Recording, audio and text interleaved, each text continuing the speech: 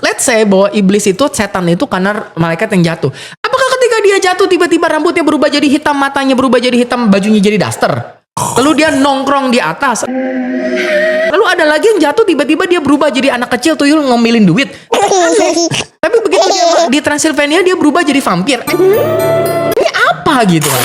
Katanya manusia punya tubuh jiwa roh. Maka kalau kita mengimajinasikan ketika kita mati roh kita naik melayang-layang di atas permukaan air lalu memuji menyembah Allah sementara. Nah itu tuh Sun Gokong. Itu gnostik. Itu tuh imajinasi Sun Gokong Bapak Ibu. Iya, terus kalau percaya Tuhan, kamu juga harus percaya ada hantu. Iya, betul. Akhirnya hantu itu menentukan keberadaan Tuhan. Iya, betul. Kalau sadar. Betul.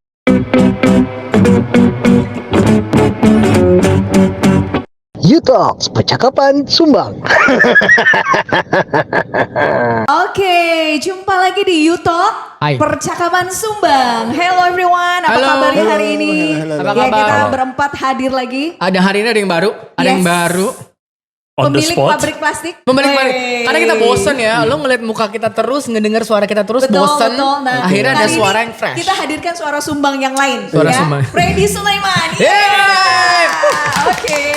Terima kasih. Kepercakapan sumbang ini gue mau bikin kuis dulu nih. Di antara netizen gitu ya, pemirsa yang suka nonton YouTube, kira-kira tahu nggak ya? Percakapan sumbang itu kan ada ketawanya gitu kan. Nah itu kira-kira siapakah yang tertawa? Betul. Gitu ya. Suaranya siapa itu? Suaranya siapa itu? Yang Nah, paling nyeleneh dan Percakapan menyinggung. Tulis di kolom komentar. tulis di kolom komentar. Yang menang nanti dapat lunch ya, dapat lunch sama Ya. kopi di RLC. Iya, datang Oke. kita kasih aja sama kopi. Dan Baik. kita ajak Bung Fred bukan karena kita supaya nggak bosan sama kita, bukan supaya orang-orang juga bosan sama dia. Nggak bosan ya. Jadi bukan cuma kita. Berbagi lah ya. Bener ya, berbagi Nggak, kebosanan. apalagi hari ini kita bahas soal alam roh. Ah, Nah, ini. si Freddy ini paling ngeroh nih. Salah satu yang paling ngeroh di kita tuh Freddy. Gitu. Masa sih? Oh iya. Kayaknya kita sudah bisa memprediksi pembahasan ini kita akan dihujat, gak mau dihujat sendiri. Iya, kita cari teman. Gak dihujat bareng-bareng. Nah, jadi hari ini kita mau bahas tentang kekristenan dan alam roh. baik. Nah, mungkin segini deh sebagai opening lah, sebagai opening Ada nggak sih bro? agama atau mungkin kita lebih lebih mempersempit konteksnya adalah kekristenan. Rasanya kekristenan itu nggak bisa lepas dari yang namanya alam roh. Kalau kita bicara kekristenan itu tuh kan ada dimensi spiritualitas. Iya. Dan kayaknya nih aku sebagai orang awam gitu. Kalau kita bicara spiritualitas kan bahasanya aja spirit kan. Itu kan sesuatu tentang roh, sesuatu yang kayaknya kita nggak bisa lihat, sesuatu yang di luar universe kita Iya. gitu ya. Kalau bahasanya film-film itu gitu ya. Sesuatu yang di luar nalar kita, sesuatu yang di luar alam kita yang bisa kita lihat. Apalagi ya kan, apalagi misalnya apalagi di dalam Trinitas kita ada Roh Kudus. Nah. Nah, itu kan sesuatu apa itu Roh Kudus, bentuknya aja nggak kelihatan gitu. Nah, Fiksi gimana roh sih itu ya. secara umum dulu deh. Sebenarnya kekristenan dan alam roh itu tuh gimana sih hubungannya, dinamikanya tuh gimana ya?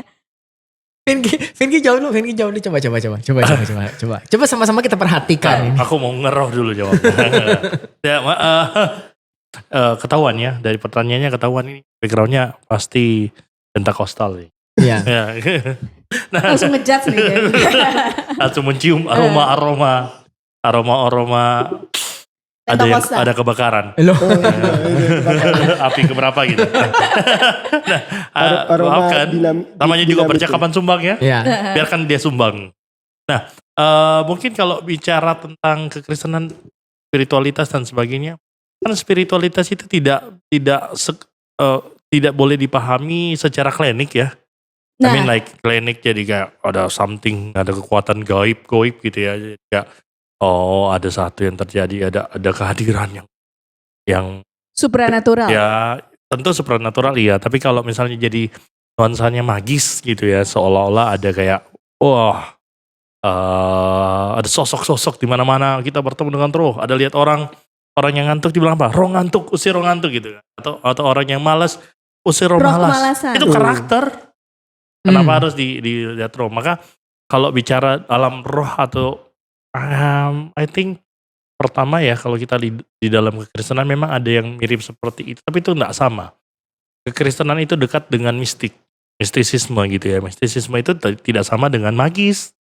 Mistisisme itu sebuah, kalau magis itu kan seperti mengeksploit atau memanipulasi kuasa yang supranatural itu untuk kemudian menyembuhkan atau kemudian masuk ke alam lain, ke dunia lain, kayak begitu ya.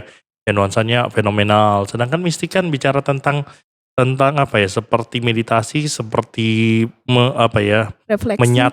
menyatu di dalam Sang Tritunggal, menyatu itu juga di dalam bahasa yang lebih ke spirit ya, lebih ke ketenangan, kemudian mencoba keluar dari definisi-definisi kita tentang Tuhan. Kalau kita bilang Tuhan itu adalah Maha Kasih, maka di dalam mistik Tuhan itu bukan dia yang bisa kita sentuh, bukan dia yang bisa kita pahami dengan logika kita, tetapi sesuatu yang beyond itu.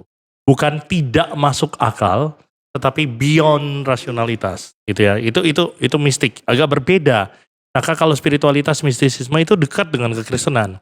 Tapi kalau kita bicara tentang spiritualitas yang dimaknai sebagai tiba-tiba kemudian kita tengking sana sini, tunggu dulu, apakah itu kekristenan? Nah, kita bisa bicara lebih dalam ya. Kalau kita kan konteks kita ke situ. Jadi ketika kita bahas tentang roh, kita tidak bicara tentang mistik sebetulnya, tradisi mistik atau tradisi negativa di dalam iman Kristen, di dalam sejarah gereja dan sebagainya. Tapi kita bicara spesifik kebiasaan gitu ya, yang tengking sana sini dan sebagainya. Dan menurutku gini sih, maksudnya teman-teman tidak boleh lupa bahwa Alkitab ditulis di zaman yang sangat primitif. Gitu. Alkitab itu kalau perjanjian lama terutama itu produk dari 1500 tahun sebelum Masehi. Dari kita itu 3500 tahun lalu.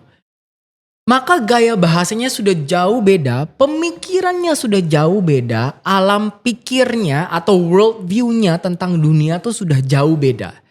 Dan karena keterbatasan pengetahuan, akhirnya mereka tuh punya terminologi untuk sesuatu yang tidak masuk akal tapi real. Gitu. Semuanya itu dimasukkan ke dalam terminologi payung alam roh. Gitu. Maka apa sih sesuatu yang mampu mengubah seseorang ketika seseorang tersentuh sebegitunya sampai dia berubah jamahan roh? Begitu kan? Okay. Padahal itu bisa dijelaskan secara psikologis juga terkadang. Tapi kayaknya alam roh bukan istilah Alkitab deh. Nah, itu istilah kita zaman sekarang kan. Nah, tapi ginilah, bahwa akhirnya ketika Alkitab ditulis ada pemahaman zaman dulu bahwa ada dunia kita di tengah, lalu dunia malaikat di atas dan dunia neraka di bawah. Ya, itu juga ada. bumi Kosmologinya tuh begitu. Itulah cara orang zaman dulu menerjemahkan sesuatu yang tidak bisa dijelaskan tetapi nyata. Begitu. Maka kayak misalnya ginilah, kenapa sih orang gila, ada roh lain di dalamnya? Karena belum nyampe bahwa ada schizofrenia. Mungkin ada gejala-gejala di mana dia merasa dia mendengar suara-suara, tapi dia berpikir itu adalah alam roh. Begitu kan? Atau epilepsi atau hal-hal seperti itulah. Dan makanya bagaimana sih ada suara-suara ini? Apa solusinya? Ya tentu saja bukan minum obat. Solusinya ditengking karena dia berpikir ada suara-suara. Itu salah satu contohnya kan. Dan itu bisa dijelaskan untuk banyak hal yang tidak mereka ketahui. Gitulah. Bahasa-bahasa mitos ya. Bahasa mitos. Sebenarnya ada bahasa mitos itu punya logikanya. Karena dia mencoba menjelaskan apa yang belum mampu dijelaskan oleh sains zaman itu. Kan itu pramodern ya. Karena misalnya gunung berapi tidak mampu menjelaskan fenomena magma apa yang kemudian membuat gunung berapi. Jadi bilanglah adalah dewa yang marah. Marah, kita kurang kasih persembahan atau apa. Dunia seperti itu kan ada. Tapi kan kemudian kalau kita dengan dunia yang sudah lebih maju, sudah terjelaskan banyak aspek, kemudian mengambil penjelasan itu secara seolah-olah itu kebenaran, kan jadi problematik ya. Betul. Maka gini, kita harus menginsyafi bahwa karena ini Alkitab produk zaman dulu, janganlah mentah-mentah menerima hasil pemikiran zaman dulu yang belum maju sebagai kebenaran yang mutlak. Gitu. Karena kalau kayak begitu akhirnya kita merasa ini dunia kita sekarang, tapi ada dunia di balik dunia yang disebut sebagai dunia roh atau dunia alam roh. Lah Anda sedang masuk ke dalam pemikiran jadul yang sudah harus ditinggalkan. Nah, tapi kan gini, kita kan diajarkannya manusia itu terdiri dari tubuh, jiwa, dan roh. Tergantung trikotomi atau dikotomi. Atau monotomi holistik. Monotomi holistik. Nanti coba tolong dijelaskan. Tapi kan kalau kita bicara Pentakosta karismatik, itu tuh katam tuh, tubuh, jiwa, dan roh. Kehendak, apalagi? Kehendak, pikiran, dan satu lagi apa ya? Perasaan. Kehendak, pikiran, dan perasaan. Tubuh bisa disentuh dengan ya sesuatu yang kelihatan gitu ya. Lewat khotbah gitu misalnya, lewat pelayanan gitu. Jiwa bisa disentuh dengan apa? Praise and worship. Iya kan? Yang lagunya minor-minor sedikit bisa menyentuh, bisa membawa orang semakin mudah untuk misalnya mengakui dosanya dan melihat kasih Kristus. Tapi bicara roh yang menyentuh siapa? Ya alam roh itu. Gitu. Itu pertama ya. Nanti tolong dilurusin aja kalau misalnya ternyata pikiran ini salah. Terus yang kedua, di dalam Efesus kan juga bilang, peperangan kita bukan hanya melawan darah dan daging, Yes. tetapi melawan apa? Penghulu-penghulu di udara. Pemerintah dan penghulu-penghulu di udara. Itu kan sesuatu yang alam roh gitu, beyond yang bisa kita lihat. Nah, bagaimana menjelaskan itu? Nah tunggu, setidaknya gini, setidaknya mari sepakati itu beyond. Yang beyond bukan beyond pemahaman kita sekarang ya. Beyond pemahaman zaman dulu itu disamarkan dengan alam roh. Sekarang setiap kali kita berpikir yang beyond, jangan terburu-buru bilang itu alam roh. Akui saja sebagai itu beyond. Bagi orang zaman dulu ada sesuatu yang beyond pemikiran mereka yang bisa dijelaskan dengan pemikiran sekarang. Itu dulu nih. Oke. Agar jangan buru-buru kita masuk ke dalam alam roh. Oke. Begitu ya. Oke. Aku akan tanggapi si Efesus, biar Vinky tanggapi yang monotomi holistik ya. Bahwa sebenarnya dalam pemikiran kekristenan tuh nggak ada tubuh jiwa roh. Kalaupun ada itu menyatu, dijelaskan. Anda terus. telah merusak yang bertahun-tahun sudah dipelajari oleh Iya. banyak orang Kristen. Iya. Kalau begitu, tapi nggak apa-apa. Betul. Coba Efesus dulu deh apa? Nah, kan sebenarnya Efesus itu menggunakan bahasa yang quote and quote beyond, tapi juga bahasa yang sehari-hari. Pemerintah tuh kan bukan sesuatu yang beyond. Ketika si Paulus ngomongin pemerintah kan sudah ada pemerintahan Yahudi, raja-raja Yahudi, dan konteks mereka adalah pemerintahan Romawi yang saat itu sedang menentang kekristenan. Ntar dulu. Tapi ada ayat itu bilang melawan penghulu-penghulu dunia. Mik yang- Mik dulu. Sorry. Ini terlalu nafsu. Ini ada roh lain yang masuk. Ini kayaknya ada roh tidak teliti nih. Ya. Melawan penghulu-penghulu dunia yang gelap ini, melawan roh-roh jahat di udara. Baik, tapi ingat gak abis itu dia suruh mengenakan baju zirah, perlengkapan senjata lah. Which Ya. is, apakah baju zirah roh? Baju zirah coba Keadilan. lanjutkan. Keadilan itu kan bukan sesuatu yang fisik. No, tapi keadilan tuh sehari-hari loh. Keadilan, kebenaran, kerelaan, Iman. Sesuatu yang Iman. konkret. sesuatu yang konkret. Ya kan? Kan agak gini, kan sekarang itu ditafsirkan kayak begini kan. Berarti ada roh kita gunakan dalam imajinasi Oh kita. iya, Maka si betul. Chandra di alam roh, yang sekarang Chandra bisa jadi pakai kemeja hijau. Yes. Tapi di alam roh dia sedang berbaju zirah. Betul, Betul. mungkin Chandra di alam roh itu adalah panglima. Iya, Oh. terus kita kan mengimajinasikan udah kayak Sun Gokong kan. Betul sekali. Kita kenakan dalam nama Yesus baju zirah keadilan. No, yang Paulus maksudkan adalah pemerintahmu sedang tidak adil. Ada sesuatu yang sistemik. Ada sesuatu yang masuk sehingga apapun yang dilakukan pemerintah sedang tidak adil, sedang tidak benar, sedang memaksa, sedang menindas. Kurang lebih begitu. Yang dibahasakan sama si Paulus, ini adalah sesuatu yang sistemik, yang beyond pemikiran dia. Kenapa semua orang bisa sejahat itu? Maka jelaslah ada sesuatu yang beyond. Sesuatu yang menggerakkan beyondnya itu ya. Diterjemahkan sama Paulus. Kuasa kosmik penghulu-penghulu di udara. Yang Ya. bukan darah dan daging. Oke. Berarti kalau zaman sekarang tuh terstruktur, masif dan Nah. satu lagi apa ya? Kayak spirit dalam arti kayak apa ya? Kan mentalitas yang kayak begitu tuh. Mentalitas. Oke. Nah, dan itu bahasa apokaliptik. Itu bahasa apokaliptik. Makanya si Paulus menggunakan bahasa apokaliptik untuk sekedar bilang bahwa semua orang pemerintah itu mentalitasnya sama. Kita sedang ditindas oleh bahkan pemerintah kita. Oleh karena itu apa yang harus kamu lakukan? Lah kamu doa dengan bahasa-bahasa lalu setiap malam kamu pegang pedang Kibas-kibas. imajinasi kebas-kibas. No, bagaimana cara kamu memerangi itu? Berlakulah adil. Sementara pemerintahmu menindas, berlakulah adil. Sementara pemerintahmu tidak benar, kamu dalam komunitasmu benar. Makanya berikat pinggangkan kebenaran. Ya, itu kan kiasan-kiasan. Kiasan kan? Sementara orang-orang menindasmu, kenakanlah kasut kerelaan, kesabaran. Di saat orang-orang menindasmu, ingat bahwa kamu punya perisai iman. Dan lakukanlah yang dikatakan firman Tuhan. Sebenarnya itu kan sehari-hari.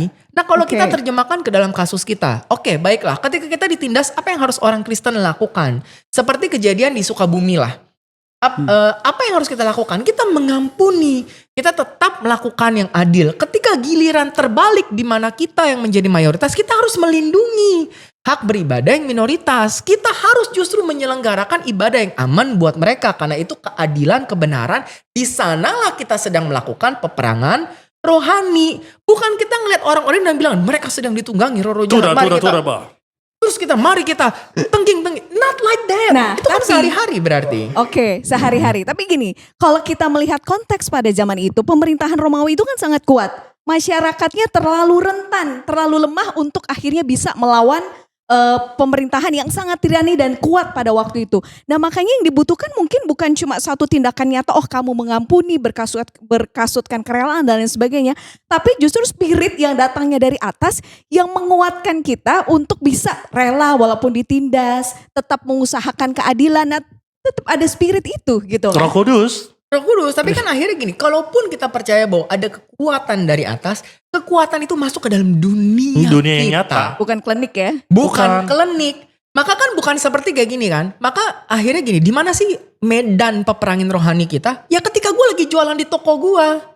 Dan gue harus adil, gue harus benar. Di mana sih medan peperangan rohani kita? Lah ketika kita sedang bersosialisasi di tengah-tengah lingkungan, tetangga kita, di RT kita, di RW kita. Berarti kan sesuatu yang sangat sehari-hari. Sekalipun kita merasa kekuatannya dari atas from the beyond. Beyond itu masuk ke dalam sehari-hari. Nah peperangan rohaninya tuh begitu. Nah lu sama suami istri tuh berusaha mengampuni. Lah itu sedang peperangan rohani. Kayaknya banyak orang Kristen tuh tidak lulus nilai tidak lulus sastra ya. Ya kayaknya tidak bisa membaca Ada sangat kiasan. menghina ya. Iya, saya. Menghina. tapi gini. Saya salah satu saksi mata. Widih. Jadi waktu Pelaku jangan-jangan. awal-awal saya masuk gereja denominasi Pentakosta Karismatik itu, saya saksi mata yang ngelihat waktu pembaptisan, ada orang masuk kolam pembaptisan dan dia teriak-teriak. Dan dia dikasih minyak urapan, makin histeris, tapi udah itu nangis gitu. Terus Pelepasan. dipeluk akhirnya pelepasan gitu. Terus ada lagi di tempat lain, dia kayak macan gitu, kayak macan, bener-bener kayak macan. Terus ditengking dalam nama Yesus, dia kepental. Anehnya, dia nggak inget sama sekali kalau dia tadi barusan kayak macan. Persis sama yang masuk kolam tadi. Dia cuma ngeliat katanya dalam penglihatan dia itu api semua yang bakar dia, Oh, makanya itu dia teriak. ya. Nah, dia gitu. Ceritanya begitu, kesaksiannya begitu. Bagaimana menjelaskan fenomena itu? Fenomena ini kan apalagi dia yang sendiri yang dibebaskan dan dilepaskan. Dia akan sangat memegang teguh tuh bahwa aku dilepaskan dari si jahat gitu. Gimana ngeliatnya? Ada teksnya tuh di Kisah Rasul yang perempuan itu kan. Perempuan yang Perempuan roh tenung. Roh tenung. Udah dibawah Iya, begitu, iya, roh iya, tenung. iya, iya. Ini gue jawab apa Vin jawab? Terserah. Terserah, Kayulia juga boleh. Nah, tugas gue nanya di sini. Vin jawab. Ya, Pastor Vinky. Pertama begini loh. Mungkin kita perlu lurusin juga ya. Ketika kita mention tadi Pentakosta Karismatik, kita tidak mengeneralisasi Ya, bahwa enggak. semua Pentakostal Karismatik kayak begitu. Nah inilah ini Itu ya. spektrum ya. Ada yang kayak begitu. Vinky sangat sopan memang. Ya, karena kita harus karena Pentakostal Karismatik juga maju di dalam studi Betul, sebenarnya kan. betul. Nah, tapi ada lah yang begitu pasti ada. Nah, kalau kita bicara tentang konteks kayak begitu ya, aku nggak tahu mungkin gini. Aku pikirkan cara yang paling sopan untuk ngomong gitu ya. Tapi kenapa ini ya? Kok Iya putus-putus mic-nya ya? ya. Gara-gara ada Kencengan intervensi dikit. roh ini kayaknya. Nah, Kencengan dikit. Oke. Nah, maksudnya begini. Konteks kalau ada orang yang punya pengalaman kayak begitu, itu kan bisa banyak ya, bisa banyak. Apakah itu masalah kita jangan buru-buru dikit-dikit langsung masalah roh satu. Pertama yang kemudian bisa kita lihat lebih dalam, apakah benar ada masalah klinik, apakah benar ada masalah kayak begitu, atau jangan-jangan misalnya ada sesuatu yang halusinasi misalnya, atau memang begini, karena otak kita itu kalau kita percaya sesuatu yang sangat-sangat kita percaya, kita tuh bisa jadi bisa menipu diri sendiri. Bisa menipu diri sendiri karena dan akhirnya kita tertipu. Ya kan, sama sometimes kebohongan yang kita ciptakan bisa menipu diri kita sendiri. Of course aku nggak mengatakan bahwa yang dilakukan itu, yang dikatakan itu bohong atau enggak, itu bukan bagianku lah ya. Itu urusan dia dengan Tuhan. Tapi kalau dari pengalamanku ketika melihat orang yang kayak begitu, gue cuman kayak bisikin kayak, udahlah, santai aja, nggak usah kayak gitu cari mukanya gitu. Kadang kayak gitu ya. Pernah aku lakuin satu kali. Dan kayak, dan sadar. Ya, atau biasanya ikut-ikutan. Atau ikut-ikutan, Ya, histeria kan. Betul. Atau ya memang gini lah, karena akhirnya kita sudah terlalu didoktrin bahwa kalau kamu tidak mendapat satu karunia roh tertentu, kamu tidak dekat dengan Tuhan. Nah, Sementara kita mau dekat dengan Tuhan, tetapi itu ukuran yang terpakai, maka mau tidak mau kita harus conjure up that kind of phenomenon karena kita mau dekat dengan Tuhan. Seolah-olah itulah tanda dekat dengan Tuhan. Iya, kan akhirnya gini, ketulusan mau dekatnya tuh real. Dia memang tulus, tetapi karena tidak disediakan jalan lain untuk dekat dengan Tuhan, bahkan tidak disediakan jalan lain untuk pelayanan kecuali dengan dapat satu karunia itu. Sementara kita memang betul-betul rindu karena kita ingin melayani Tuhan, bukannya tidak mungkin akhirnya seseorang terpaksa conjure up satu fenomena itu dan menipu diri, bahkan menipu orang-orang karena nggak ada jalan lain. Itu kan satu gitu. Terus menurut aku gini, having said that, apakah betul-betul akhirnya tidak ada pengaruh-pengaruh yang jahat di dunia ini? Jelas ada. Gitu. Aku tidak bilang pengaruh jahat dalam bentuk klinik ya. Karena gini lah, kalaupun kita sebut bahwa ada iblis, lah buat apa iblis muncul dalam wujud kuntilanak? Iya. Itu kan Selain buat industri ya. Iya, maksudnya gini lah. Kan Alkitab kita bilang gini, kita sama-sama tahu ya, kalau betul kita letterlock nih melihat Alkitab bahwa sesuai dengan ajaran klasik, bukan Alkitab sorry, bahwa iblis itu adalah malaikat yang jatuh. Kita ambillah teori itu. Terlepas dari kita percaya atau enggak, terlepas dari teks percaya atau enggak. Let's say bahwa iblis itu, setan itu karena malaikat yang jatuh. Apakah ketika dia jatuh tiba-tiba rambutnya berubah jadi hitam, matanya berubah jadi hitam, bajunya jadi daster? Lalu dia nongkrong di atas. Lalu ada lagi yang jatuh tiba-tiba dia berubah jadi anak kecil tuyul ngomilin duit. Kan aneh. Tapi begitu dia di Transylvania dia berubah jadi vampir. Ini apa gitu kan? Sebenarnya kalau misalnya kayak kuntilanak. Kayak misalnya contoh kuntilanak ya, kita ambil contoh ya. Ngeroh alam roh. Kuntilanak itu kan sebuah ekspresi sebetulnya ketika perempuan yang mengalami ketidakadilan di dalam hidup. Maka dia menuntut balas di dalam kematian. Gitu ya. Tapi kan akhirnya jadi stereotip juga buat perempuan. Dan mati jadi anak kita hati-hati sama perempuan.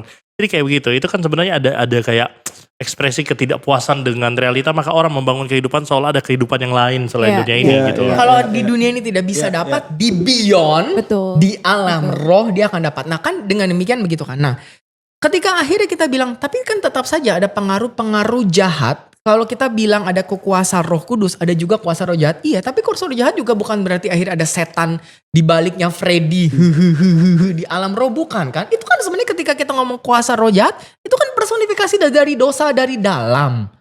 Yang menggoda kita kan dosa dari dalam. Maksudnya gini lah, kamu tidak butuh kuasa roh jahat untuk menggodamu berbuat dosa.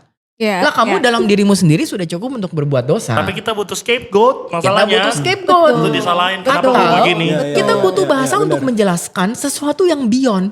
Ya gue tuh gak mau berbuat dosa loh. Gue bener-bener mau kudus. Tapi gue jatuh lagi dan jatuh lagi dan jatuh lagi. Sehingga gue gak habis pikir ini siapa yang menggoda gue. Karena kalau lu tanya gue menangisi dosa gue ini loh.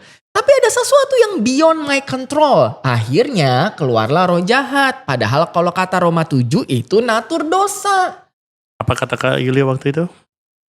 Ya, itulah. Apa ya? Kedegilan hati kita memberi nyawa. Memberi nyawa. Iya. Dengan hati kita Itu memberi kan- nyawa. Sehingga iblis itu ada. Iya. Sebenarnya kan itu kan untuk kejadian itu ditulis untuk menjawab satu misteri. Kenapa sih ada kejahatan di dunia ini gitu ya? Iya. Kenapa ada ketidakadilan? Kenapa ada orang? Nah untuk menjawab itu ya diciptakan lah, dituliskan lah seolah-olah ada satu figur yang, dan figur ini kan kalau kita bilang di dalam kejadian itu bukan iblis, itu ular, satu ciptaan yang juga kena kutuk. Dan itu literal sekali loh kalau misalnya kita bilang begitu ya. Literal dalam arti ya ular jadi merayap kan, berjalan dengan perut dan tidak pernah. Masa kalau iblis yang bersalah kok ular yang kena hukum? Iya, nah lalu Iblis apakah kan? kalau kita lihat ular sanca dia iblis kan bukan begitu kan? Nah sementara itu nantilah latar belakangnya akan sangat panjang. Sementara itu ketika akhirnya kita masuk ke dalam perjanjian baru, seakan-akan muncullah sosok iblis yang setara dengan Yesus. Itu kan juga lebih tidak masuk akal lagi. Iya. Dari mana ada kuasa yang setara dengan Allah gitu. Nah kan tapi kalau latar belakangnya adalah memang akhirnya dibutuhkan scapegoat. Betul. Untuk menjelaskan segala sesuatu tragedi yang terjadi di dunia Yahudi kepada bangsa Yahudi yang gak lolos dari penjajahan lah, Babel. Sudah dari Asyur ke Babel, dari Babel ke Persia, Persia ke Yunani gitu. Lalu siapa yang salah? Apakah ini kehendak Allah? Maka di conjure up lagi-lagi sosok yang enggak, ini bukan salah Tuhan. Karena orang-orang sudah berpikir kalau Tuhan sejahat itu, Tuhan yang berkuasa tidak memberikan kita keadilan dan bla bla bla, maka kita meninggalkan ada scapegoat, butuh muncullah iblis, teodesi. Makanya nanti di kitab-kitab intertestamental di antara PL sama Betul. PB, si apokrifa itu banyak banget tuh nuansa-nuansa apokaliptik yang ngomongin setan. Sama Dead Nah, Sea Scroll juga. di sanalah keluar nama Azazel, di sanalah keluar nama yang lain-lain. Gitu. Di sanalah ada perebutan mayat Musa gitu Mayat kan. Musa. Seakan-akan akhirnya di kitab-kitab itu ada sebuah picture yang dipaint bahwa di sini Allah, di sini iblis, manusia di tengah. Dan jangan lupa itu juga pengaruh Babilonia sama Mesir sebetulnya. Zoroastrianisme Ya. yang melihat dari awal memang ada semacam putih dan hitam yang bertentangan tapi Ya. setara, ada kayak yin dan yang deh ya. Ya. Kita we don't believe in that. God itu stand alone. Gitu, tidak ada kuasa yang bisa menandingi dia atau setara dengan dia lah, siapa gitu. Dan kalau di dalam perjanjian lama bicara tentang dunia orang mati, kuburan. Sebatas itu, ndak ada kehidupan di. Makanya Daud berkali-kali dimasmurkan, misalnya bilang bahwa mana mungkin orang mati menyembah engkau kan, memuji engkau. Karena memang dunia orang mati ya itu kubur selesai. Selesai. Ya, Nah, jadi kalau kita kembali kepada trikotomi tadi, katanya manusia punya tubuh jiwa roh. Maka kalau kita mengimajinasikan ketika kita mati, roh kita naik melayang-layang di atas permukaan air lalu memuji menyembah Allah sementara. Lah itu tuh Sun Gokong. Itu gnostik. Itu tuh imajinasi Sun Gokong, Bapak Ibu. Dan jangan-jangan nih ada kultur-kultur perah Kristen yang kemudian mempengaruhi cara kita memahami iman Kristen, teks Alkitab dan sebagainya. Peperangan rohani misalnya harus berperang, kayak perang what for? Kalau peperangan rohani itu ada, berarti itu adalah perjuangan melawan keberdosaan kita. Karena Ya. kalau kita masih melawan iblis, berarti iblis belum dikalahkan gitu. Dan kalau Yesus perlu mati untuk menembus kita dari iblis, berarti iblis itu kan jadi lebih sesat lagi ya dalam lebih mereka. sesat lagi. Berarti Yesus dia menciptakan manusia, lalu kemudian manusia berdosa jadi hamba iblis dan dia perlu bayar ke iblis. Ya seakan-akan kan iblis menjadi setara atau bahkan lebih kuat dari Yesus dong. Gitu. Dan itu semakin tidak masuk akal begitu. Dan makanya ya semua yang keliru ini yang masuk ini yang akhirnya membuat kita ketika membaca Alkitab membaca sebenarnya dengan background kita sendiri lalu kita masukkan ke dalamnya. Tentu saja harus diinsyafi again Alkitab sendiri menggunakan bahasa-bahasa yang sangat kuno. Iya, iya. Yang seakan-akan kalau dibaca harfiah seakan-akan bener dong Alkitab bilang begitu dong. Makanya Pak, Bu, luluslah sastra. Gak semua Sastra, orang Pak. sekolah Ya, sastra, ya, Mr. ya, CJ. Ya, Mr. Vinky gak semua orang Oh, iya, sekolah iya. sastra. Biasa ya, Gitu. maafkan Makanya saya, tolonglah bukannya- gereja diberitakan yang benar gitu ya mengenai hal itu. Makanya penting sekali buat hamba Tuhan itu belajar teks, belajar memahami Alkitab, belajar melihat, membedakan mana sastra, mana literal, mana membedakan setiap genre Alkitab, genre teks, genre setiap kitab itu kan penting supaya kita tidak membaca Wahyu sebagai tentang sesuatu yang Perang terakhir. perang Ya. gimana. Itu sejarah dan presentnya mereka yang sedang mereka hadapi. Jadi gitu loh. Itu apokalipsis itu adalah sebuah bentuk sastra yang sangat lazim di dalam dunia Yahudi maupun Yunani sebetulnya. Yahudi apalagi bahwa menggambarkan dunia seolah-olah ada apa ya, seperti ada dua potret dunia. Yang kejahatan versus kebaikan, kejahatan versus kebenaran yang seperti itu digambarkan seperti roh. Sebenarnya kan lagi menjelaskan tentang realita dunia sehari-hari kan. Dan itu gak bicara sama sekali tentang alam roh. Enggak, makanya gini. Sastra apokaliptik akhirnya berusaha menjelaskan sesuatu yang sehari-hari dalam bahasa yang bombastis. Seakan-akan dia sedang menceritakan sesuatu di dimensi lain. Betul. Maka ketika ada naga yang berkepala 10 gitu ya. Lalu ada tanduknya ada 7. Itu tuh bukan sedang berpikir di alam roh ada naga. Gitu, dia sedang berusaha menceritakan si pemerintah Romawi. Ya. Begitu kan? Dalam sebuah bahasa-bahasa kiasan ya. Dalam bahasa kiasan yang orang zaman itu paham. Betul. Oh memang Atau dia lagi mungkin ngomongin kalau dia Romawi. terlalu vulgar ngomong pemerintahan Romawi juga gak aman buat si penulis ya sih. Betul. Iya, iya. Betul. Nah, Bahasa jadi kiasan. ya jadi guys dengar podcast ini mungkin kita harus bilang jangan dikit salahin iblis ya. Iya. Ya kadang-kadang begitu ya. Kita tuh terlalu tidak berani untuk menuntut diri supaya lebih baik, maka kita mencari cara, mencari kambing hitam ya untuk kita salahkan. Dan akhirnya Iya. apa? Emangnya kalau kita nyalain iblis apa yang terjadi? Lebih baik kita hidupnya. Iya, kita sekalian lempar tanggung jawab, tolonglah. Suamimu selingkuh mungkin bukan gara-gara iblis, lah gara-gara Anda. Enak banget ya kalau gitu ya. Bisa bilang, selingkuh. Alasannya apa? Gara-gara iblis. Enggak ada gara-gara iblis, nah lu. Ya kan akhirnya lebih baik begitu kan. Dan lebih daripada kita mencari kambing hitam gitu. Contohnya beginilah, aduh gue ngerasa gak enak badan nih. Gara-gara gue abis doa semalaman, lu ngantuk. Ya. Bukan serangan iblis. Nah makanya, tapi kan sebenarnya gini, Orang kalau tidur. kita ngomong Orang tadi tidur. peperangan rohani, makanya kan ada yang namanya doa keliling gitu ya. Ada yang namanya tengking-tengking dalam nama Yesus. Dan itu tuh sebuah praktek yang sangat umum terjadi gitu.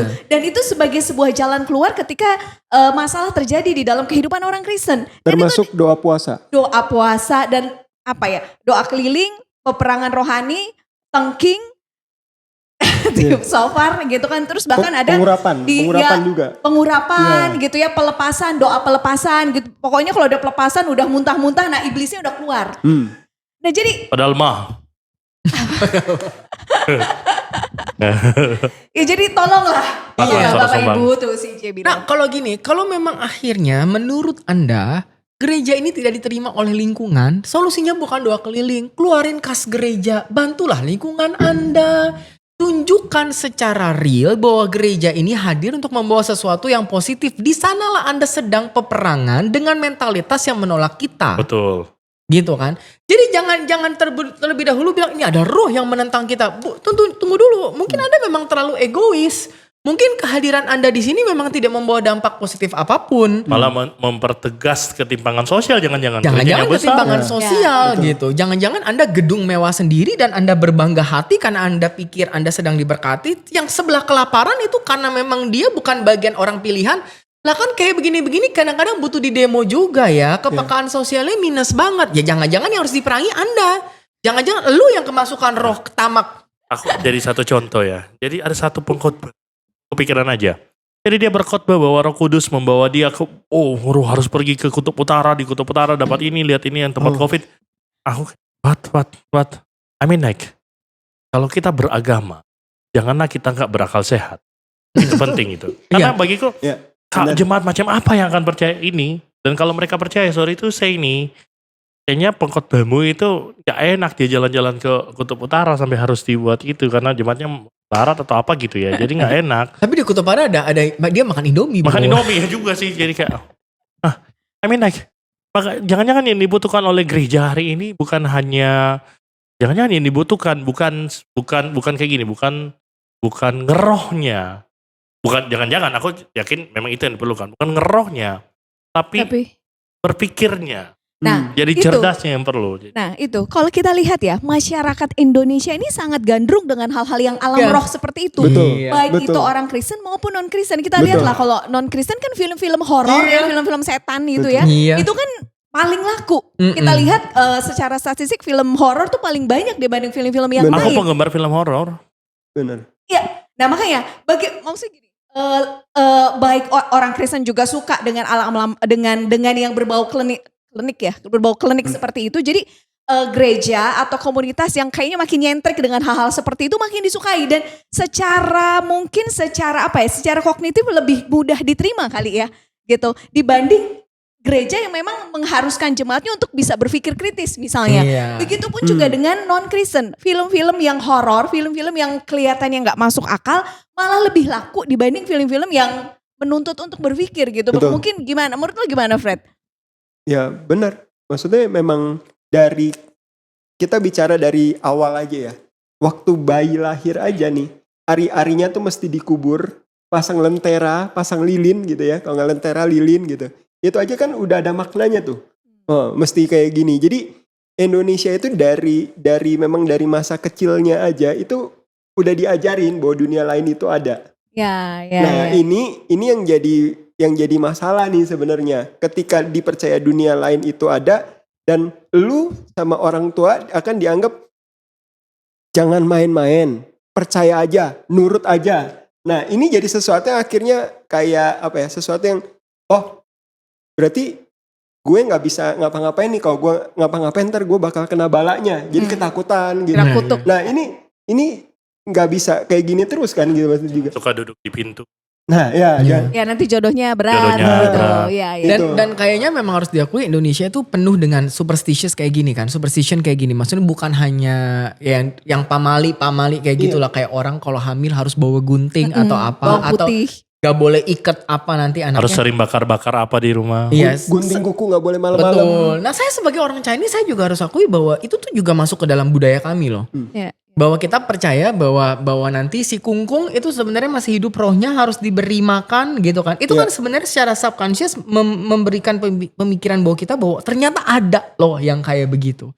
Dan refusal untuk akhir berpikir secara logis, karena gini, kalau kita tanya kepada orang tua kita juga rasanya gini, lu percaya bener-bener ada alam roh gini-gini? Enggak juga sih, tapi gue lakuin aja lah daripada kita akan. Nah kayak gitu-gitu loh. Pragmatis. Rasa takut balanya itu tuh lebih mendominasi daripada akal sehatnya jadinya. Dan menariknya begini, anehnya negara Indonesia yang sangat percaya begitu adalah negara yang sangat religious at the same time. Betul. Dan menurutku jadi begini, seolah-olah kalau percaya Tuhan, kamu juga harus percaya ada hantu. Iya, Betul. Akhirnya hantu itu menentukan keberadaan Tuhan.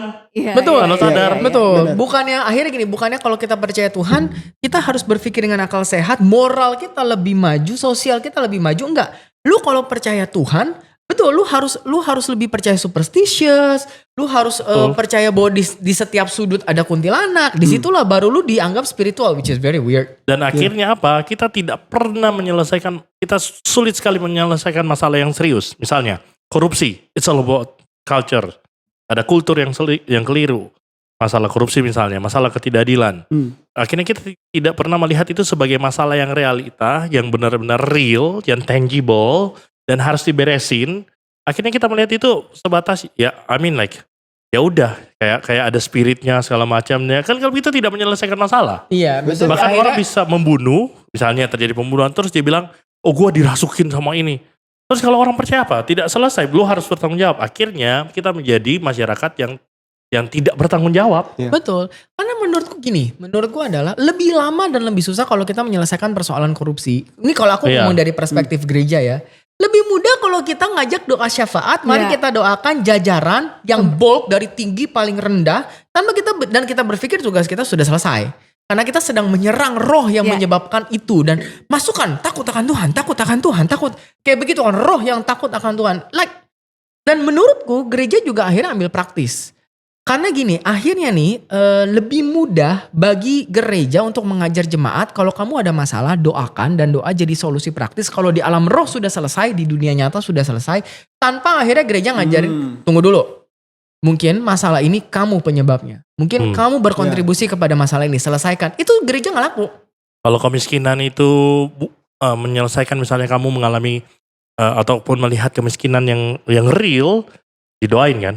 Tapi berikan persembahan ke situ, Enggak. pikirkan program yang membangun masyarakat, nggak dilakukan. Enggak. Kenapa? Praktis. Praktis. Jadi kayak begitu tuh. Jadi kayak jangan-jangan ngeroh itu atau kepercayaan terhadap alam roh adalah ketidaksiapan kita untuk hidup secara jujur dan hidup bertanggung jawab. Ya, Untuk setuju. bersusah payah membangun satu kehidupan yang lebih baik. Betul. Cara gampangnya adalah jalan pintas saja. Salahkan setan, salahkan iblis, salahkan roh. Atau doakan dan selesai. Ya, seolah-olah doa adalah solusi. Nah, lalu kita angkat ayat yang terikat di bumi, terikat di surga, terikat di bumi, dilepaskan di surga, dilepaskan di bumi. Nah, kalau kita doain supaya dia kaya di surga, mungkin dia kaya di bumi, duitnya duit gua ya nggak keluar juga. Ya kan? Iya, sedangkan kata Yakobus lah, buat apa? Lu kalau ngelihat orang lapar nggak keluar duit, apa gunanya salam lu? Apa gunanya doa lu? Makanya gue jadi berpikir ya, negara-negara yang ateisnya tinggi itu maju. Betul. Oh, iya. Ya. Karena mereka Betul. tahu Ya. ketika ada masalah, manusianya yang harus bertanggung jawab. Benar. Iya. Tanggung jawab kita. Iya, Seolah-olah mereka betul. tidak mengandalkan Tuhan, sesuatu yang beyond, tetapi mereka menyelesaikan sesuatu yang memang bisa Realnya mereka selesaikan. begitu. Iya. Betul. Iya, Dan iya. kalau kita mengandalkan Tuhan, seharusnya kita kan lebih dari mereka yang berpikir bahwa oke, kalau nggak ada Tuhan kita yang harus beresin. Sementara kalau kita berpikir ada Tuhan, kita harus lebih beresin lagi karena Iya. ada kekuatan yang beyond yang membantu kita, mendorong kita, membuka pintu buat kita supaya kita bisa maju dan mengerjakan. Makanya Dan hal kecil juga. Kadang-kadang kita doa makan. Tuhan berikanlah kepada mereka yang belum bisa menikmati apa yang kami berikan gitu. Padahal sebenarnya kalau kita mau, kita beliin aja 1-2 bungkus, kasih aja anak-anak di jalan juga bisa kan. Yang Iya. akhirnya Iya. jadi praktek Iya. yang real Iya. gitu, bukan akhirnya Tuhan tolong Tuhan yang selesaikan persoalan tetangga saya. Iya, Ya, iya. benar. Gitu. kayak makanya Mao Zedong tuh bagus itu ketika dia bilang minta sama Tuhan pensil. Minta Tuhan sampai lu berdoa sampai air mata darah, Oh, nggak datang pensil. Minta sama gua pensil. Kasih. Artinya apa kan? Pesannya begini. Kalau kita bicara tentang iman, iman itu harus dibedakan dengan kepercayaan tahayul. Iman itu bukan sebuah kepercayaan tahayul. Iman itu percaya bahwa Allah itu hadir di dalam segala realita kehidupan kita. Sehingga kita harus hidup aktif menghidupi iman itu. Setuju. Iya, Bukan malah betul. karena kita beriman, Iya. maka kita percaya Allah yang akan mengerjakan. Dan kita Betul. we can do we just do something kecil-kecil lah. Iya. Berdoa dan sebagainya. Bukan itu kan. Justru Maka, kita harus iya. do more. Fokus iman tuh ke kita, bagian kita. Bukan kita lepas tanggung jawab Tuhan akan mengerjakan lalu kita duduk aman. Lalu bagian Betul. kita selesai dengan membawa masalah ini kepada Tuhan seakan-akan Betul. Tuhan buta, gak tahu ada masalah. Tapi fokus iman adalah kepada kita. Lah Anda yang di sana. Tuh. Gitu. Masalahnya orang Kristen kan suka kebalik. Iman tuh Tuhan yang mengerjakan di dalam yang mengerjakan buat kita. Iya. Gitu kan. Jadi seolah-olah kita tinggal nunggu waktunya Tuhan aja gitu. Jangan kan. lupa manusia diciptakan kan ada satu tujuan supaya mereka berkuasa, maksudnya bertanggung jawab. Bertanggung Artinya jawab. manusia harus hidup. Kalau memang kita diciptakan dengan tujuan untuk bertanggung jawab dengan alam ini, dengan dunia ini, maka kita harus hidup seperti itu dong. Ketika Ya. kita beriman, semakin bertanggung jawab. Semakin Betul. kita beriman, semakin bertanggung jawab. Bukannya semakin beriman, semakin ngeroh. Itu nggak. Betul. Maka ngeroh itu malah menjadi antitesis iman. Iya, Iya, sekarang iya. karena akhirnya lepas tanggung jawab kan, betul. Dan Iya. kalau kita ngomongin kita gambar dan rupa Allah, maka ketika seseorang berdoa kepada Allah, kita yang sebagai gambar dan rupa harus menghadirkan kehadiran Allah itu buat mereka. Gitu. Mau nunggu apa? Nunggu Yesus datang bawa nasi bungkus. Lah kamu si gambar dan rupa Allah yang datang memberikan nasi bungkus. Kalau kita akhirnya ngomongin soal nasi bungkus ya, ngomongin soal orang yang sedang lapar, tentulah. Gitu. Dan dalam hal ini pada akhirnya betul bahwa iman itu kita. Dan permainan spiritual itu tidak melepaskan tanggung jawab kepada kita. Betul-betul sehari-hari Betul. jadinya. Kan spiritualitas Kristen gitu. Kehidupan kan, sehari-hari Iya. kan. Kehidupan yang kecil, yang remeh-temeh tetapi berdampak. Tetapi kehidupan yang menghadirkan Kristus, menubuhkan Kristus.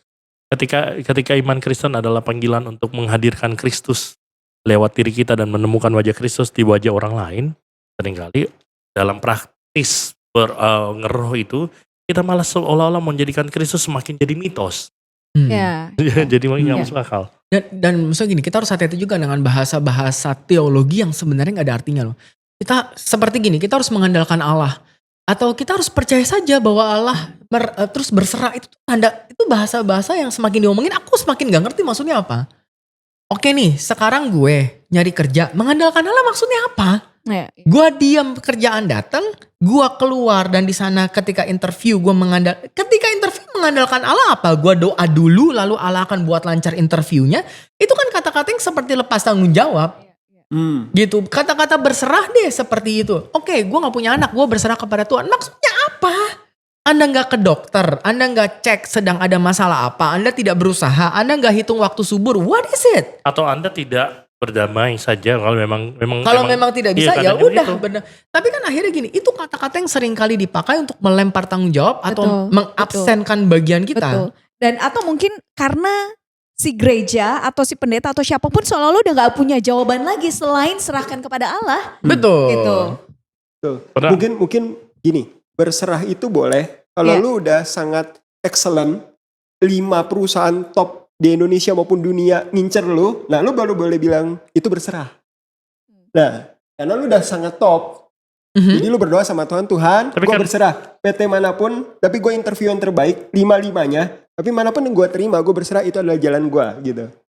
Mungkin itu lebih masuk akal daripada lu selama ini malas, terus baru interview di 5 perusahaan yang menengah atau yang kecil standarnya, tapi lu bilang Tuhan aku menyerahkan hasilnya gitu. Tapi gak juga Fred, karena kalau dalam skenario lu tetap ada lepas tanggung jawab. Kalaupun dia adalah orang yang diincar top 5 perusahaan dan 5-5-nya mau dia, pilihan itu jatuh kepada dia. Bukan lu lempar undi terserah ABCD keluar. Iya dong, pada akhirnya Oke. kan dia tetap harus mengambil, dia harus memilih dan memilah. Tanggung jawab jatuh ke dalam tangannya dia. Kalaupun dia berdoa, bukan tiba-tiba akhirnya yang satu ketutup, yang satu ketutup, yang satu ketutup. Ya inilah pilihan gua. Tunggu dulu, memang mereka aja yang nolak lu. Ya, Gitu ya, ya. kan. Nah, Dan bukan begini kan, bukan seperti oke gue mau jodoh, gue tembak 10 cewek yang terima gue jadi istri gue. Tunggu dulu. Itu berserah kan bukan begitu juga, Iya, Pak. benar. pengalaman itu. Eh. Emang yang kita tahu orangnya. Tapi di teologi ya, aku kayaknya bakal tahu ini netizen mungkin akan menyerang kita mungkin dari ayat ini. di mana Matius dan Lukas mencatat Yesus dicobai oleh iblis. Nah, gitu. Karena Freddy ini bagian dari netizen, dia paling rajin Iya, nonton ini pasti kan podcast gitu. ya. Tapi ada ayatnya, bahkan Matius dan Lukas menulis. Wah, ini gitu kan, meskipun urutannya beda-beda gitu kan gitu. Gimana menanggapi hal ini? Gitu. Pertama, kalau kita lihat teks itu sebelum Yesus dicobai, yang pertama begini, sebelum Yesus dicobai, Yesus dibaptis. Iya. Matius mencatat Yesus dibaptis kan, di dalam pembaptisan itu Lukas juga mencatat yang sama, bahwa inilah anakku yang kukasihi, kepadanya lah aku berkenan. Ya kan, to whom I have favor. Jadi setelah itu, lalu kemudian kalau Matius langsung Roh Kudus. Roh itu bawa, Lukas catat, Roh membawa dia ke padang gurun untuk dicobai kan. Nah, di Lukas tidak langsung ke pencobaan di padang gurun. Di Lukas ada silsilah. Dikatakan tuh, ini anak siapa sih Yesus? Menurut orang dia adalah anak ini, anak itu. Ingat ya, pertama ada statement bahwa dia dari Bapa, dia adalah anak Bapa. Itu jelas di Lukas maupun di Matius. Kemudian di Lukas ada tambahan, anak siapa dia ini? Maka nanti ketika dia di dalam pencobaan itu kan berkali-kali iblis tanya, jika engkau anak Allah, do this to that. Tujuannya begitu kan? Sebenarnya apa sih pencobaan itu? Apa sih? Kenapa para penginjil ini perlu menulis kisah ini? Sebenarnya kan yang ingin ditunjukkan adalah bahwa Yesus itu adalah benar anak Allah. Dia tidak fokus kepada, wah ada setan yang akan mencoba. Bukan. Tetapi ingin menunjukkan bahwa memang Allah itu, Yesus itu adalah anak Allah. Konsentrasinya, fokusnya, penekanannya adalah dia anak Allah. Bukan karena dia bisa melakukan ini dan itu, tetapi karena memang Allah mengatakan dia adalah anak Allah. Oke. Justru sebaliknya dia menolak gitu kan. Dan kalau kita lihat pencobaan itu kan muatan, itu kan tiga aspek yang sangat penting ya. Maksudnya ada masalah ekonomi kan. Dia bicara makanan, ubah batu menjadi roti. Bayangkan kalau semua diubah jadi roti gak ada kelaparan kan. Lalu apa lagi? Jatuhkan diri dari bait Allah. Kan itu bicara tentang religiositas kan. Bayangin orang akan lihat dia ditahan sama Roh Kudus, sama malaikat. Disembah dia. Gak akan mungkin dia masuk ke dalam salib kan. Lalu kemudian yang ketiga adalah Sembahlah iblis. kan. Semuanya akan diberikan. Itu kan sebenarnya menggambarkan Yesus punya karakter yang, dan another one adalah ingin mengontraskan Yesus dengan siapa? Dengan Adam. Yang mana Adam yang sangat mudah dicobai selesai. Sedangkan Yesus itu dia tidak bisa dicobai. Yesus itu justru sampai 3 kali kan, 3 kali bicara tentang makanan ya. 3 kali dan dia menolak. Itu kan sebuah absolutisasi bahwa Yesus memang punya karakter, punya tujuan yang jelas untuk apa ya? Untuk dia berkorban. Sorry, untuk 3 kali bicara penekanan. Ya, biasanya begitu. Bukan 3 kali bicara tentang itu mencobai tubuh, jiwa dan roh. Bisa juga. Bisa juga, 3 aspek. Ada tafsiran gitu. 3 aspek Itu tafsiran yang 3 sangat dimensi. populer loh waktu itu. Iya. Betul. 3 itu tuh retorika, the power of 3. Rules of 3 kan. Ya, karena gini, kenapa tubuh, jiwa dan roh? Tadi roti adalah bicara perut, itu kan fisik tubuh. Jiwa tadi adalah soal yang kedua menjatuhkan diri kan, benar kan? Yang roh adalah jika engkau anak Allah, itu kan bicara roh gitu Kalau kan. jatuh juga fisik kan. Jatuh juga fisik ya. Lah keuangan itu menyembah aku dapat segala kekayaan, emang bukan fisik. Nah, Emang roh kan jadinya bingung kan. Tetapi aku setuju bahwa akhirnya itu untuk menunjukkan bahwa Yesus ada anak Allah. Sekaligus untuk menunjukkan bahwa di sepanjang hidupnya Yesus itu akhirnya mengalahkan godaan-godaan yang selalu mengalahkan manusia. Either godaan kebutuhan, batu jadi roti, either godaan validasi gitu, dan either godaan yaitu kekayaan dan kekuasaan. Betul. Maka kan sebenarnya itu simbolik, itu cerita simbolik bahwa Yesus yang adalah manusia bisa mengalahkan dosa-dosa yang selalu menggoda manusia. Sehingga akhirnya terlihatlah bahwa Yesus itu sungguh juru selamat manusia, sungguh anak Allah. Dan makanya di sepanjang itu Yesus juga gak masalah tidak punya tempat meletakkan kepala. Dia tidak butuh diakui sebagai Mesias karena dia sudah mengalahkan itu dari awal. Dan dia juga tidak butuh untuk menunjukkan kekuasaannya. Dan dia tidak butuh untuk kekayaan juga dia tidak butuh karena itu sudah dikalahkan dari awal. Sehingga kan sebenarnya itu simbolik bahwa dia sudah anak Allah bukan di momen salib tapi dari awal pun sudah anak Allah. Ya. Godaan-godaan dosa sudah dikalahkan, puncaknya di kayu salib, tapi dari awal pun sudah dikalahkan.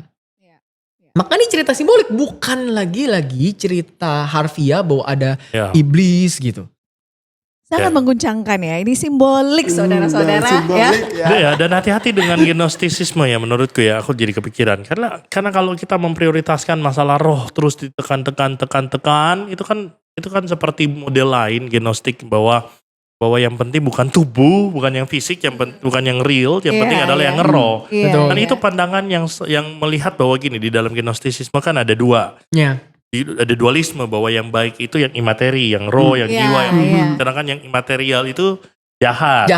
Maka kita penjara dia. Fokus aja dengan yang imaterial itu. Tetapi kan itu kalau fokus kepada imaterial, maka penebusan itu bukan penebusan, tapi maksudnya gini.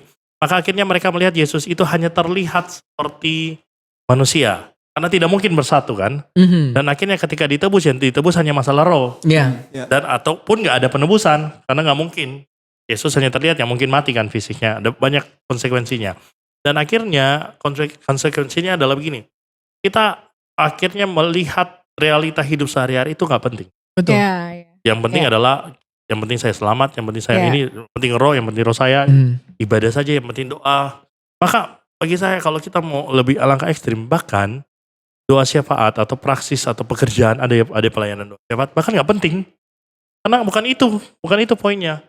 Doa boleh, semua doa itu harus jadi kehidupan kita lah, kita berdoa. Dan doa itu kan bukan bicara bahwa supaya Tuhan menggantikan saya untuk bekerja, tapi doa itu supaya kuasa Allah ya, yang mistik itu, yang beyond dari kita punya kemampuan, memampukan kita, menggerakkan kita supaya tangan kita, kaki kita, semua hidup kita itu aktif. Tubuh kita akhirnya serving God lewat realita-realita yang ada. Iya, dan hati-hati itu jadi escapism loh. Maksudnya kayak dia akhirnya berusaha lari dari realita yang tidak bisa dia perbaiki. Setidaknya di roh gua kuat, tunggu dulu gitu. Dan makanya gini, kalau akhirnya kita membedakan bahwa yang penting roh, inilah tipe-tipe orang yang Senin sampai Minggu, itu Senin sampai Senin lagi bisa ke gereja. Dan dia berpikir memang beginilah seharusnya. Pekerjaan terbengkalai, suami istri terbengkalai, kuliah terbengkalai, dan dia pikir memang yang penting itu roh, bukan tubuh. Kan tubuh bakal mati, dia bakal ditinggalkan. Tunggu dulu Pak, bukan begitu Bu, gak ada pemikiran yang kayak begitu. Aku setuju bahwa kalau akhirnya kamu mau melakukan hal yang benar, berdoalah kepada Tuhan supaya Senin sampai Minggu kamu jadi istri yang baik, jadi pekerja yang baik, jadi karyawan yang baik, diingatkan jadi kalau ibu berbuat yang salah. baik gitu. Dan akhirnya bukan itu kan, dan akhirnya terjadi pergeseran atau disiplin-disiplin rohani yang semakin tidak menyenangkan tubuh, doa yang semakin semalaman, saat teduh yang semakin subuh, puasa yang semakin panjang, dan kita pikir itu rohani. Gitu, karena kita pikir yang namanya disiplin rohani harus membunuh tubuh. Nah, Anda sedang salah, Pak Bu. Oh, sampai kena. Anda sedang berada di jalur yang salah gitu. Tolong kembali. Bukan itu sungguh. Boleh saja kalau misalnya kita mau puasa silakan saja, tapi lihatlah ya puasa itu sebagai latihan pengendalian diri. Bukan sebagai untuk menyiksa tubuh. Dan akhirnya gini, puasa di perjanjian lama awalnya tuh untuk merendahkan diri. Jadi itu sikap hati merendahkan diri yang keluar dari perkabungan. Perkabungan dulu nih, dia sedang menangisi diri sendiri dan menangisi dosa sendiri. Dan ketika dia berkabung, gak mungkin saya makan enak. Sementara saya sedang menyedihkan diri sendiri. Sekarang kita ambil makannya. Makannya ada, rendah hatinya gak ada, menangisi dosa gak ada. Dan kita pikir kalau gua puasa itu intermittent fasting aja Bu, gitu kan. Kalau cuman puasa kayak begitu, menahan lapar dan menahan haus tanpa sikap hati yang benar, itu tidak berguna. Maka yang muncul kebanggaan. Betul, dan direvisi juga loh sama Yesaya. Yesaya bilang puasa yang ku kehendaki adalah mengunjungi janda dan anak yatim. Itu kan puasa, gak ada hubungannya berarti sama makan dan minum berarti. Malah yang orang sering lupa itu ya jadinya. Oke. Dan akhirnya kalau ibadah juga aku mau bawa sedikit kepada liturgi. Makanya kalau kita lihat kenapa Paulus sangat anti dengan ibadah yang sifatnya asketik gitu ya, yang ngeroh gitu ya. Karena itu memang praksis pagan memang begitu. Maksudnya karena bagi Paulus ketika kita berkumpul we have to build each other, equip each other gitu kan. Betul. Itu penting. Maka disitulah tanggung jawab kita untuk tidak berfokus pada diri sendiri. Karena seperti begini, kalau kamu bahasa lian, walaupun ya kompleks ya sebenarnya teksnya, tapi begini. Paulus tuh seolah-olah berbahasa di dalam bahasamu sendiri yang hanya kamu ngerti. Kamu tuh sedang fokus sama dirimu sendiri. Kamu tidak fokus untuk kebaikan bersama. Kan konsepnya begitu. Jadi kalau kita misalnya ngerong, itu kan sebenarnya wujud dari kita yang mau fokus sama diri sendiri. Individualistik gitu. Kan, Seakan-akan dalam ibadah yang penting gue sama Tuhan. Dan si Paulus bilang, kalau cuma lu sama Tuhan, gue di kamar juga sering. Tapi ketika lu di jemaat, sosialnya loh yang harus muncul. Kadang-kadang nggak enak ya kalau misalnya ini buat diriku sendiri, ini buat Tuhan. Ngeroh gitu ya. Lagi-lagi gitu ya. Lagi-lagi. Oke, nah sebelum ini berakhir gitu ya. Jadi salah satu ide kenapa akhirnya kita mau membicarakan tentang alam roh ini juga karena ada sebuah komen lah yang mungkin perlu kita respon. Sebelumnya kita berterima kasih gitu ya buat teman-teman di teman-teman di IG Reformasi Liturgi yang sering banget komen, repost gitu maupun bicara lah mengenai tulisan-tulisan kita ataupun podcast kita yang ada di YouTube maupun ada di IG. Nah, salah satunya waktu itu salah satu postingan yang ditulis mengenai kematian Yesus ya. Kematian Yesus bahwa di salah satu sebabnya adalah ada dimensi politis gitu, ada motif politis yang menyebabkan Yesus mati di sana. Mungkin Esther DJ lebih menjelaskan bisa lebih baik ya. Seakan-akan ketika akhirnya itu tulisannya Vinky kalau nggak salah. Vinky itu ngangkat bahwa akhirnya kematian Yesus di kayu salib bukan hanya seperti biasa yang dilihat dari sisi penebusan. Tentu itu ada ya. Tetapi kita sedang menyoroti dari sisi lain yang jarang sekali terbahas. Dari sisi politis gitu. Sehingga akhirnya kita melihat kematian Yesus tuh secara holistik. Dengan segala nuansa-nuansanya. Untuk menekankan kepada jemaat bahwa Yesus tuh tidak buta dengan situasi politis. Dia tidak buta dengan situasi sosial. Dia bukan hanya juru selamat yang gue datang demi Bapa. Terserah lu orang mau ngapain. Gue gak peduli kiri kanan. Yang penting fokus kepada misi gue dan naik gitu. Tidak. Dia adalah juru selamat yang melek politik, melek sosial dan berusaha mendengar semua tangisan-tangisan ini dan berusaha menjawab itu. Sehingga ketika dia mati di atas kayu salib sebagai korban politis, dia juga sedang menyamakan diri, dia sedang merangkul semua orang Yahudi yang sebenarnya quote and quote juga menjadi korban politis. Dan semua orang termasuk kita. Begitu kan? Maka istilah kata gini, Yesus tuh mengerti rasanya jadi minoritas. Dia mengerti rasanya tidak berdaya. Dia mengerti rasanya jadi korban. Dia mengerti rasanya mendapat perlakuan tidak adil. Dia pun difitnah. Tanpa kesempatan untuk membela diri gitu. And all and that stuff gitu. Dan akhirnya Yesus merangkul bukan hanya aspek dosa manusia. Tapi dia merangkul semua brokenness sebagai akibat dosa. Termasuk politik yang akhirnya juga broken. Politik yang tidak lagi melihat setiap orang setara. Dia juga merangkul sosial yang begitu tidak adil sehingga akhirnya dia juga menjadi korban seakan-akan atas sistem yang di luar kuasa dia untuk memperbaikinya. Itu Yesus hadir di sana. Itu sebenarnya mau kita angkat gitu. Dimensi politik itu. Dan Yesus dan akhirnya ketika Yesus dihukum bukan semata-mata untuk menebus dosa. Memang itu ada aspeknya, tapi itu sebagai bukti bahwa dunia itu sangat tidak adil. Kuasa itu menindas sampai dia menjadi korban kan. Aspek itu memang dimensi politik yang seringkali kita lupakan dan kita hanya fokus itu kan sebagai sebuah kritik karena seringkali kita bicara tentang kematian Yesus hanya bicara tentang saya dan Tuhan. Saya masuk surga seolah-olah penebusan itu memindahkan kita dari neraka ke surga. Padahal bagaimana dengan realitas sehari-hari itu kan seringkali kita lupakan. Ya, itu tadi memindahkan dari neraka ke surga itu kan dipandang sebagai satu dimensi roh itu kan sebenarnya. Dimensi individualis ya. Jadi tentang saya dan Tuhan saja gitu, tentang keselamatan pribadi. Tapi akhirnya kita tidak aktif untuk membela keadilan dan sebagainya. Betul. Dan akhirnya ketika kita mengangkat warna yang jarang diangkat itu tentang Yesus yang akhirnya juga mati sebagai korban politik. Akhirnya kan gini, ketika akhirnya kita ngomongin penebusan dosa yang mana? Dosa pribadi saja.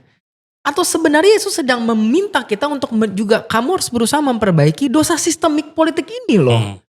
Gitu. Karena kalau Tuhanmu menjadi korban fitnah, kamu tidak boleh tidak hadir ketika ada fitnah. Ketika Tuhanmu menjadi korban ketidakadilan dan penindasan, kamu tidak boleh absen hai gereja ketika terjadi penindasan. Itu dosa dan itu harus ditebus, itu harus diperbaiki. Kan akhirnya pesan itu juga yang muncul. Maka kalau kita berpikir dosa, jangan berpikir sempit dosa itu soal saya saja mencuri gitu. Tapi ketika kita diam melihat sesuatu yang sistemik dan kita berpikir bukan masalah saya, tunggu dulu. Gitu. Itu juga bagian dari sebuah kesalahan. Betul. Dan ada komen itu kan, komen yang bilang bahwa yang kita cuma bahas politik tapi tidak bahas alam roh. Ya, itu. Memang aku tidak bisa menjawab dalam arti satu komentar. Karena kan ini bicara tentang paradigma yang sudah keliru dari awal ya. Karena kalau misalnya alam roh, ya akhirnya gini, kalau misalnya penebusan itu menebus manusia dari iblis, seolah-olah ada iblis yang menguasai, ada roh yang menguasai, Ya. itu kan menunjukkan Tuhan, kok Tuhan kita sampai perlu menebus, membayar untuk iblis. Iya. Jadi iblis Ya. lebih besar dari Ya. Allah, sampai dia harus mati berkorban darahnya untuk membayar kita lepas dari si iblis itu. Dan akhirnya apa? Sampai sekarang manusia masih berbuat dosa kan? Gak selesai. Apakah manusia gak lepas? Gak cukup. Perlu darah siapa lagi nih ditambahin untuk membayar dari iblis? Nah gitu. Jadi lensa melihat itu, kalau kita melihat sebagai iblis yang bertanggung jawab, atau kita jadi tawanan iblis dan harus dibebaskan sampai Yesus harus mati, hati-hati. Kita sedang merendahkan Allah dalam konteks ini. Seharusnya kan kita dibebaskan dari keberdosaan itu kan. Kecenderungan berbuat dosa, hidup untuk diri sendiri dan terpisah dari Allah kan. Pokoknya gitu. Membawa kita kembali kepada Allah, memulihkan relasi dengan Allah sekaligus relasi dengan sesama. Dengan sesama dan dengan dunia. Harusnya itu jadi purpose-nya kan. Iya. Oke. Nah, ya semoga ya, karena ini udah 1 jam gitu Ya, ya, oke, lebih gitu oke. ya, dan kita harus mengerjakan tugas kita masing-masing setelah ini Iya. gitu ya, Siap. seperti yang disampaikan oleh Pastor CJ Iya. gitu. Bukan berarti kita ada di alam roh gitu ya, ngeroh kemudian melupakan tugas dan tanggung jawab kita sebagai guru, sebagai karyawan, Iya. sebagai ibu dan lain sebagainya gitu ya. Jadi semoga podcast kali ini bisa mencerahkan, bisa menjawab mungkin beberapa pertanyaan ataupun keraguan yang ada di teman-teman gitu ya. Jadi stay tune, kalau ada komen, idea, kita harus ngebahas apa silahkan komen di IG kami ataupun di YouTube-nya YouTalk. Oke, kalau gitu thank you guys. Sampai Thank you. ketemu lagi ya. Terima kasih. Bye.